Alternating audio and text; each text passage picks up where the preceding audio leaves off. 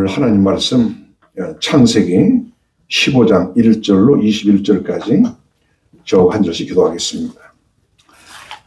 오늘 금요 기도에 앞서서 아브라함 의롭다 하심을 얻다, 이런 제목으로 잠시 말씀을 나누는 시간을 갖겠습니다. 지난 시간 우리는 아브라함이 포로로 잡힌 조카 롯을 구한 것을 보았습니다.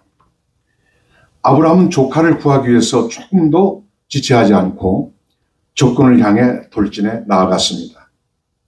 우린 여기서 아브라함의 결단과 용맹을 볼 수가 있어요. 결국 아브라함은 싸워서 이겼고 롯과 그 소유를 다 되찾아 왔습니다. 그리고 싸움에서 이기고 돌아오는 길에 하나님의 제사장 살렘 왕 멜기세덱에게 영접을 받았습니다.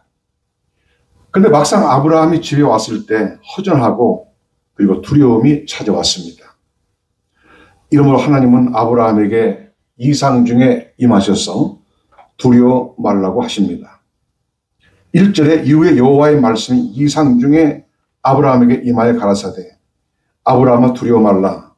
나는 너의 방패요 너의 지극히 큰 상급이니라. 오늘 하나님은 아브라함에게 두려워 말라고 하십니다. 왜 그가 두려워했을까요?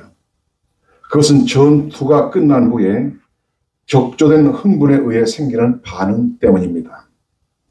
아브라함은 용감히 싸웠고 크게 승리하는데 지금은 이제 두려워합니다. 겁쟁이들은 전투하기 전에 떨고 용감한 사람은 승리한 후에 떤다, 그런 말이 있어요. 엘리야도 과거미 바알의 선지자들과 영적인 전쟁을 했습니다. 목숨을 건 전쟁이었어요. 그리고 이겼습니다. 그런 다음에 바알의 선지자 450명을 저 기손강으로 이끌고 가서 다 저들을 처단했습니다.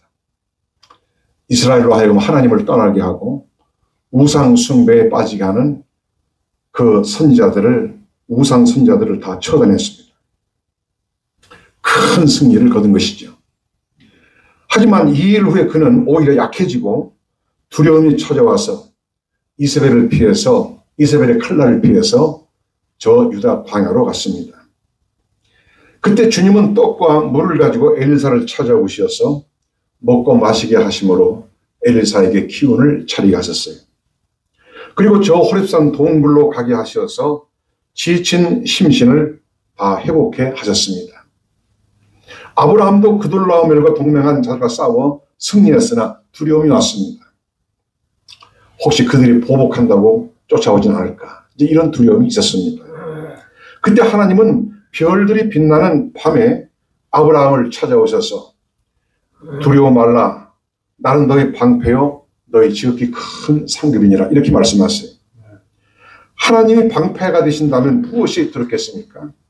게다가 하나님은 큰 상급이니라, 이렇게 말씀하십니다. 이에 아브라함은 눈이 번쩍 뜨어서 주 여호와여 내게 무엇을 주셨나이까? 나는 무자하오니 이 다메섹 엘리에셀, 집에서 길려온 이 엘리에셀이 나의 상속자가, 나의 후사가 될 것입니다. 아브라함은 자식이 없어서 그게 늘 자식 하나 갖는 게 소원이었던 것 같습니다. 그때 여호와께서 그가 아니요 내 몸에서 날짜가 내 후사가 될 것이라 하시고 밤하늘의 별들을 보여주면서 내 자손이 별처럼 많을 것이라고 하셨습니다. 참 우리 하나님은 광대하시고 아주 멋있는 분이십니다. 6절에 아브라함이 여호와를 믿으니 여호와께서 이를 그의 의로 여기시고, 오늘 이 말씀은 매우 중요한 말씀이에요. 이 말씀에 의해서 믿음으로 의롭게 되는 구원 진리가 나왔고 모든 참된 교회는 바로 이 진리에 서 있는 것입니다. 이로써 아브라함은 믿음으로 의롭다 하심을 입는 모든 믿음의 사람들의 조상이 되었습니다. 그리고 이 말씀은 특히 사도 바울에 의해서 구원의 핵심 진리로 정립이 됐습니다. 우리는 믿음으로 아브라함과 함께 복된 하나님 나라의 후사가 된 것을 분명히 믿습니다. 첫째로 아브라함은 그의 선행 때문이 아니고 오직 믿음으로 의롭다 하심을 입었습니다. 이 믿음으로 의롭다 하심을 받게 된 구원 진리는 장차 아브라함의 후손으로 오신 예수 그리스도로 말미암아 완전해졌습니다. 이제 바울이 로마서 4장에서 명백하게 밝힌 것처럼 아브라함은 자신의 행위로 인해서 의롭다 하심을 받은 것이 아니라는 것을 이 말씀은 밝힙니다. 물론 아브라함은 선한 일들을 했어요. 조카 롯을 거두었습니다. 그에게 재산도 나눠줬습니다. 롯이 잡혀갔을 때 직접 전투를 해서 롯을 구출해 내기도 했습니다. 또 그는 사익을 취하지 않고 전립의 11조를 하나님의 제사장에게 드렸습니다. 그리고 아브라함은 당시 이웃들하고도 좋은 관계를 맺고 지냈습니다.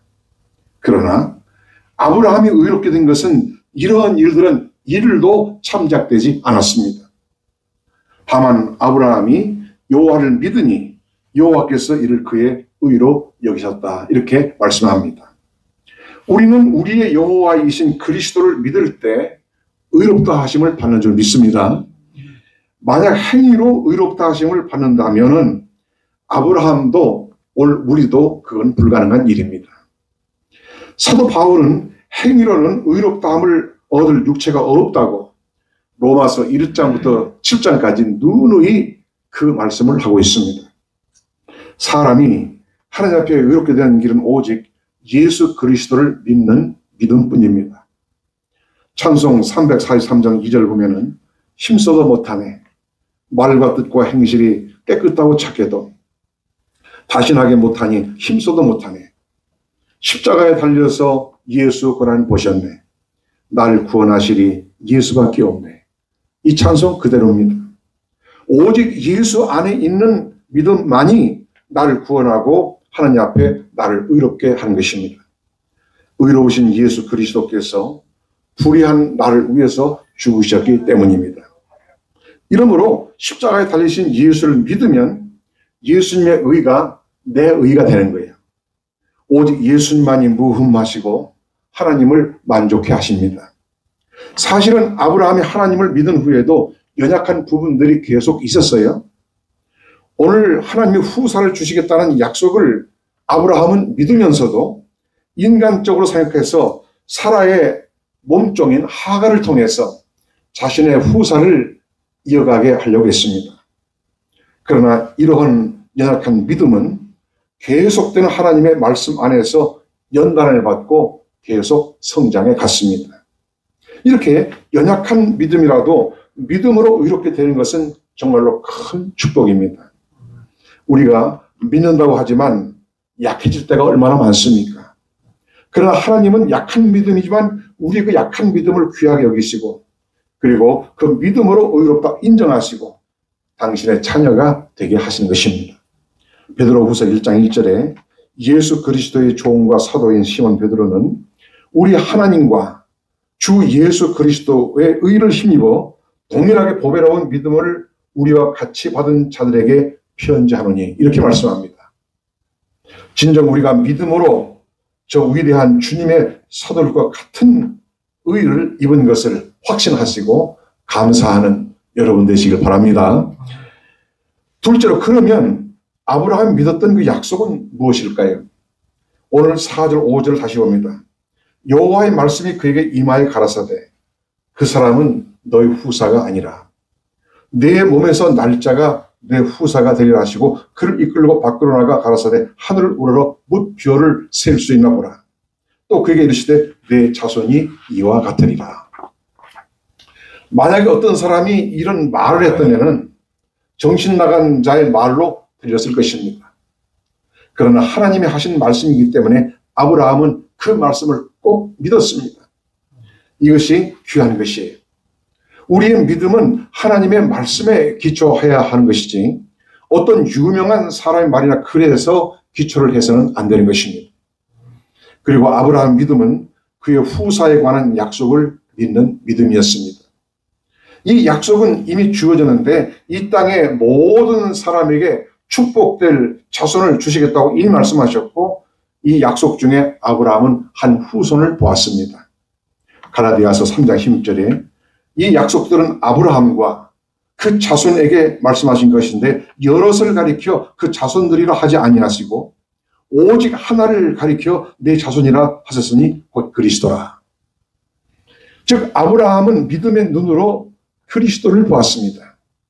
나를 의롭게 하는 믿음은 그 자체가 그리스도와 관계된 것이지 단순히 추상적인 생각이 아니에요. 과연 내 믿음은 하나님의 약속을 믿고 그리스도를 바라보는 그런 믿음일까? 아브라함은 믿을 수 없는 것을 믿었습니다. 바랄 수 없는 것을 바랬습니다. 인간적으로는 그 나이에 밤하늘의 별처럼 셀 수 없는 자손을 갖게 하신다는 것은 불가능한 일이었을 것입니다. 그러나 하나님이 친 약속하셨기 때문에 아브라함은 그것을 믿었어요. 그리고 하나님은 그 믿음을 그의 의로 여기셨습니다. 우리는 우리를 의롭게 하는 믿음은 바로 이러한 믿음인 줄 압니다. 나는 아무것도 할 수가 없습니다. 나는 율법 아래서 이미 죽었습니다. 육신적으로 타락하고 부패했습니다. 그러나 믿는 것이 있어요. 예수의 생명을 통해서 살 것과 약속의 축복을 유업으로 받은 것을, 이미 받은 것을 우리는 믿습니다. 나를 의롭게 하는 믿음은 광대하고도 놀라운 약속을 다루는 그런 믿음이에요. 그 약속의 은혜가 크면 클수록 그것은 곧 하나님에게서 온 것입니다. 나는 아직 허물이 많지만 그럼에도 하나님의 자녀요. 그리스도와 함께한 후사인 것을, 상속자인 것을 확실히 믿습니다. 이 믿음이야말로 우리를 의롭게 하는 믿음이고 크고 넓게 쟁취하는 그런 믿음입니다. 우리 모두가 다 아브라함과 같이 이런 큰 믿음을 가질 수 있게 되기를 예수 이름으로 축복합니다. 세 번째로 아브라함은 의롭다 하심을 얻고 어떻게 하였을까요? 우선 7절에 또 그에게 이르시되 나는 이 땅을 내게 주어 업을 삼게 하려고 너를 갈대 우르에서 이끌어낸 여호와로다. 하나님은 수년 전에 이미 아브라함을 갈대 우르에서 불러내실 때에 주셨던 언약을 다시 한번 확인해 주셨습니다. 하나님의 언약은 언제나 그 일관성을 띠고 있어요. 그러므로 믿음으로 의로움을 얻은 사람은 하나님의 약속을 더욱더 굳게 붙잡는 것입니다. 그리고 8절에 아브라함이 하나님께 여쭙습니다. 그가 그러되 주 여호와여 내가 이 땅으로 업을 삼을 줄을 무엇으로 알리이까? 9절에 여호와께서 그에게 이르시되 나를 위하여 3년 된 암소와 3년 된 암염소와 3년 된 수양과 산비둘기와 집비둘기 새끼를 취할지니라. 왜 하필 3년 된 짐승들을 드리라고 했을까? 그것이 가장 완전한 제물이기 때문에, 그것이 가장 상품 가치가 높은 제물이기 때문에 그걸 드리라고 하신 겁니다. 아브라함은 하나님의 명령대로 그 제물들을 가지고 제단을 쌓았습니다. 제사는 하나님을 만나는 통로요 방편입니다. 하나님께 접근할 수 있는 길은 흠없는 어린 양의 속죄 제사를 통해서만 열리게 되는 것이에요. 우리의 믿음에 소생할 수 있는 길은 어디에 있습니까? 그것은 오직 십자가에 달리신 예수 그리스도를 바라보는 것 외에는 달리 길이 없습니다. 오직 이것만이 우리들의 신앙생활의 근본적인 영양소입니다. 아브라함은 제사를 통하여 하나님의 구체적인 언약을 보도록 인도받았어요. 본문 11절에 말씀합니다. 아브라함이 모든 것을 취하여 그 중간을 쪼개고 그 쪼갠 것을 마주대어 놓고 그 새는 쪼개지 아니하였으며, 제물은 쪼개져 있었고 언약을 맺은 당사자들이 그 쪼개진 제물 사이에서 만난 것입니다. 바로 이 쪼개진 제물은 그 지극히 높으신 영광의 하나님이 낮고 천한 죄인과의 언약관계 안으로 들어오실 수 있는 한 복판인 것입니다. 하나님은 화목제물로 십자가를 지신 예수님을 통해서 우리에게 오셔요. 이제 우리는 예수 그리스도의 희생제물을 가운데 두고 하나님을 만나게 되는 것입니다. 오늘 또 예수님을 가운데 두고 하나님을 만나는 그런 축복이 있기를 진심으로 빕니다. 그러면 아브라함이 제물을 중간을 쪼개서 제단에 올려놓았을 때 어떠한 일이 일어났을까요? 첫째, 하나님이 아브라함의 자손에 대한 구체적인 약속을 주셨습니다. 13절에 여호와께서 아브라함에게 이르시되 너는 정령이 알라. 내 자손이 이방에서 계기되어 그들을 섬기겠고 그들은 400년 동안 내 자손을 괴롭게 하리니 그 섬기는 날을 내가 징치할지며 그 후에 내 자손이 큰 재물을 이끌고 나오리라. 이 놀라운 약속은 모세가 이스라엘을 이끌고 출애굽할 때에 성취되었습니다. 또한 이 일은 이스라엘 민족사를 넘어서 하나님이 그의 택하신 백성들을 구원해내시는 그의 거룩한 경륜을 보이시는 구원 역사이기도 한 것입니다. 이렇게 제단은 그 약속을 구체화시키고 그 약속을 더 풍성하게 만들어요. 둘째로 하나님은 아브라함에게 장수와 평안을 약속하셨습니다. 15절에 너는 장수하다가 평안히 조상에게로 돌아갈 것이요. 제단은 그 제단을 쌓는 당사자가 하여금 큰 은혜를 입게 만듭니다. 여러분, 주의를 잘 지키고 예배 생활을 힘쓰는 사람이 그렇지 않은 사람보다 평균 7년을 더 산다는 그런 예전의 통계를 본 적이 있습니다. 오늘 우리도 제단을 힘쓰는 가운데 장수와 평안의 복을 입기를 예수의 이름으로 축복합니다. 셋째로 하나님은 아브라함의 제단을 불로 응답하셨습니다. 10절에 해가 져서 어두울 때 연기나는 풀무가 보이며 타는 횃불이 쪼갠 고기 사이로 지나더라. 쪼개진 고기 사이로 타는 횃불이 지나가는 것은 무엇을 보여주는 것일까요? 이 불은 성령의 불로 예수님의 십자가 희생 제물을 태우신 것을 뜻합니다. 하나님의 성령을 우리에게 보내심은 예수님의 희생 제물을 하나님이 연락하셨다는 뜻입니다. 또 그 불은 나의 중심이 쪼개지고 내 속에 있는 죄를 자욱했을 때 성령의 불이 임하는 것을 보여주는 것입니다.